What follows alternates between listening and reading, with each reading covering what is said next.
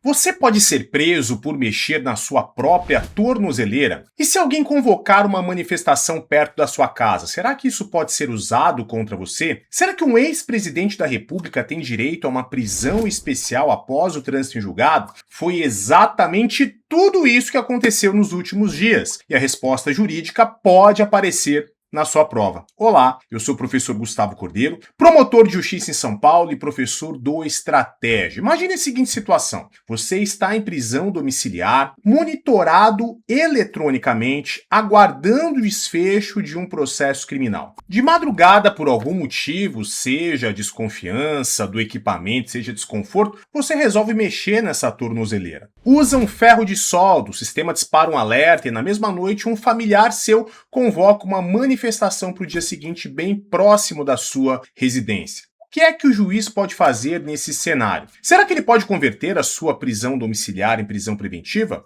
E a resposta é sim. E foi precisamente isso que aconteceu com o ex-presidente Jair Bolsonaro no último sábado. Antes de continuar, um esclarecimento importante. A análise que eu vou fazer aqui é exclusivamente jurídica, focada nos fundamentos da decisão do ministro Alexandre de Moraes que decretou a prisão preventiva. Eu não vou imergir nas discussões sobre competência do STF, legitimidade da ação penal originária ou, menos ainda, qualquer questão político-partidária. O objetivo aqui é estritamente técnico, entender os fundamentos legais dessa decisão específica e como isso pode aparecer na sua prova. Dito isso, vamos aos requisitos da prisão preventiva, ao descumprimento das medidas cautelares pessoais e ao que, em tese, configuraria risco de fuga. Mas comenta aqui, você acha que a violação de uma tornozeleira eletrônica por si só justifica a decretação de uma prisão preventiva? Eu quero saber o que você pensa sobre isso. Vamos aos fatos. Na madrugada de 22 de novembro de 2025, por volta da meia-noite, o Centro de Monitoramento Eletrônico do Distrito Federal acusou uma comunicação, violação da tornozeleira utilizada pelo ex-presidente Jair Bolsonaro, que cumpria prisão domiciliar em Brasília. Segundo o relatório da Secretaria de Administração Penitenciária, o equipamento apresentava marcas de queimadura no ponto do fechamento.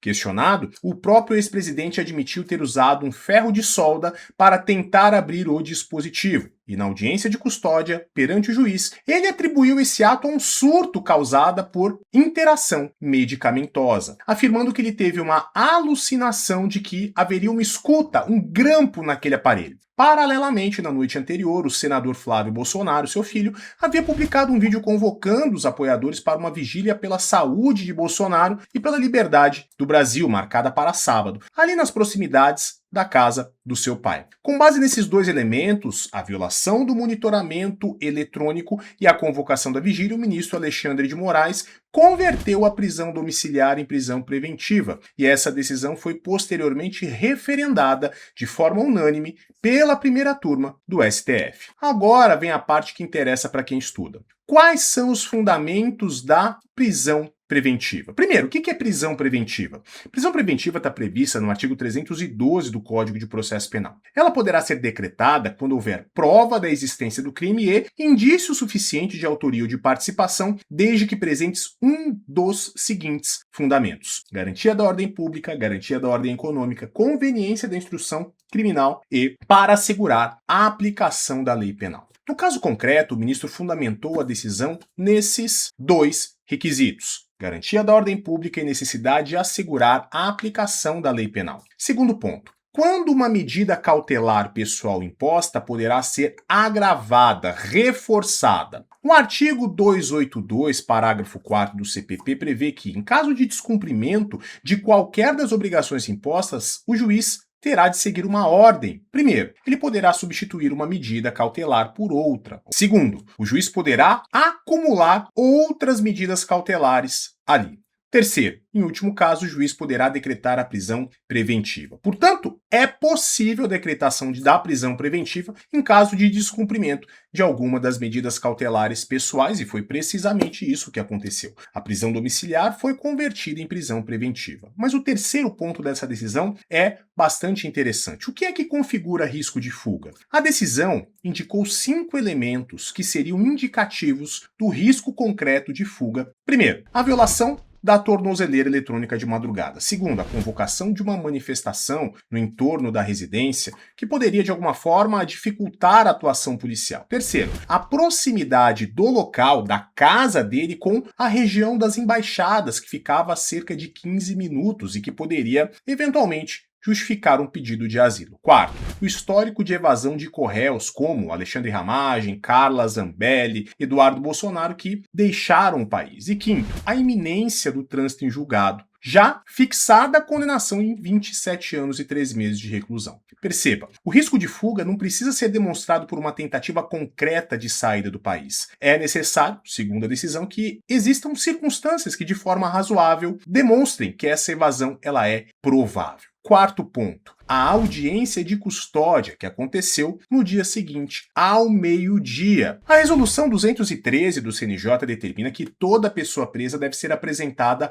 a um juiz em até 24 horas para verificação da legalidade da prisão e das condições em que essa custódia foi realizada. Nessa audiência, Bolsonaro disse: não houve abuso por parte dos policiais. Ele foi assistido pelos seus advogados e foi submetido a exame de corpo de delito. A juíza então homologou a prisão, manteve a medida e remeteu a análise do mérito para o ministro relator Alexandre de Moraes. Quinto ponto, o referendo da conversão da prisão domiciliar em preventiva pela primeira turma do STF. Nesses casos, evidentemente, o relator precisa submeter a turma à sua decisão. Uma vez determinada a prisão preventiva pelo ministro Alexandre de Moraes, Flávio Dino, Cristiano Zanin e Carmen Lúcia referendaram por unanimidade essa decisão. Bom, de um lado existe quem sustente que a decisão foi correta, proporcional, que a violação do monitoramento eletrônico configura realmente uma situação de descumprimento da medida cautelar e autoriza a decretação da prisão preventiva. Além disso, o histórico de evasão de pessoas ligadas a esse caso, a proximidade com o trânsito em julgado reforçariam essa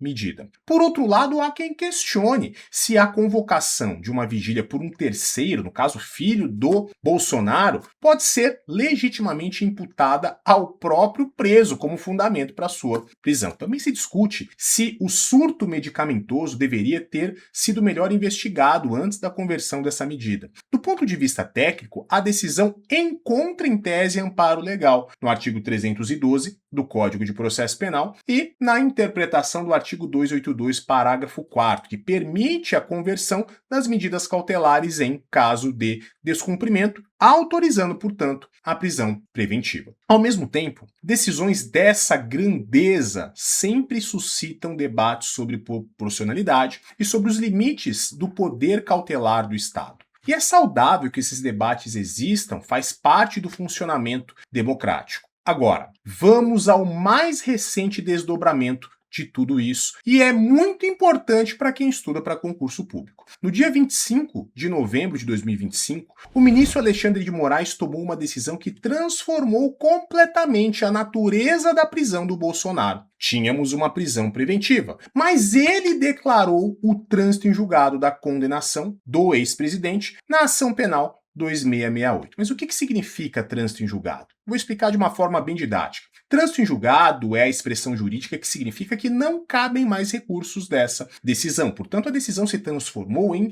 definitiva, imutável, ela não pode mais ser alterada. É o fim da linha processual. No caso concreto, o que aconteceu foi o seguinte. No dia 14 de novembro, a primeira turma rejeitou os embargos de declaração apresentado pelo Bolsonaro e por outros 6 condenados. Os ministros entenderam que as defesas ali apresentaram um mero inconformismo com a condenação. Não havia omissão, contradição, obscuridade ou ambiguidade a serem sanadas. E por isso, não é possível, em embargos de declaração, rediscutir o resultado de um julgamento. Segundo, prazo para o novo recurso. Depois dessa rejeição, a defesa tinha prazo para apresentar outros embargos de declaração. Sim, é possível embargos dos embargos. Terceiro, o prazo para esses novos embargos se encerrou na segunda-feira, dia 24 de novembro, sem que a defesa protocolizasse qualquer manifestação. Quarto, como consequência, se não houve um novo recurso, o ministro Alexandre de Moraes declarou o trânsito em julgado e determinou o início imediato da execução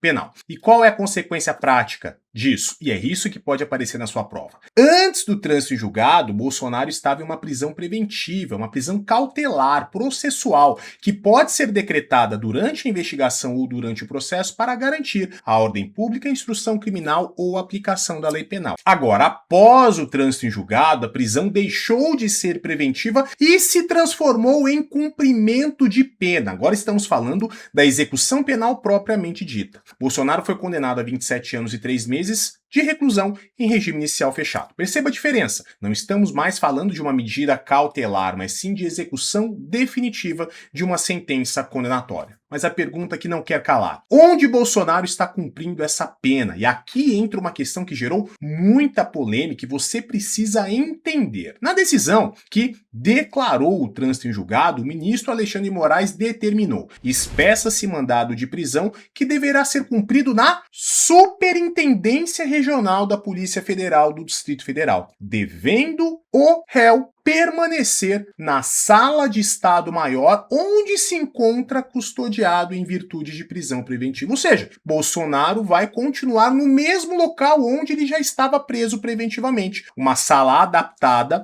na sede da Polícia Federal em Brasília. É uma cela especial composta por banheiro reservado, cama, televisão, frigobar, ar-condicionado e mesa de trabalho. E aqui vem a comparação que muita gente fez. Isso lembra muito o caso de um ex-presidente. Pois é, o ex-presidente Lula, que em 2018 foi preso em uma sala semelhante da Superintendência da Polícia Federal em Curitiba por ordem do então juiz Sérgio Moro. Mas espera aí, ex-presidente da República tem direito à prisão especial? E é muito provavelmente isso que vai aparecer na sua prova. Vamos analisar a legislação de forma bastante didática, começando pela resposta da seguinte pergunta: o que é prisão especial? Vejam, a prisão especial é um benefício previsto no artigo 295 do CPP. Esse artigo fala de prisão antes da condenação definitiva, ou seja, só existe prisão especial como regra para prisão cautelar, para prisão provisória. E quem tem direito a esse benefício? O artigo lista 11 pessoas: ministros de Estado, governadores, prefeitos, vereadores, secretários, chefes de polícia, membros do Parlamento Nacional, das Assembleias